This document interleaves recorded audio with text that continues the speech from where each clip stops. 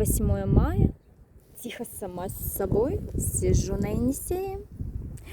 Приехала после работы. Что сделать? Конечно, правильно, покушать. Что у меня тут? А у меня тут все замечательно. У меня на гречневых хлебцах тофу-паштет с вялеными помидорками, прованскими травками. У меня ройбуш заваривается, чаечек просто шикарный. Мы тут его распробовали.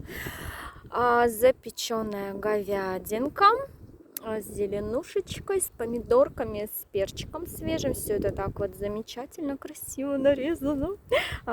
Естественно, к чаю что-нибудь сладенькое. Тут у меня апельсинка, есть еще с собой банан на всякий случай. В планах дождаться заката и пожечь костерочек немножко. Тут на соседней полянке кто-то оставил кучу дров.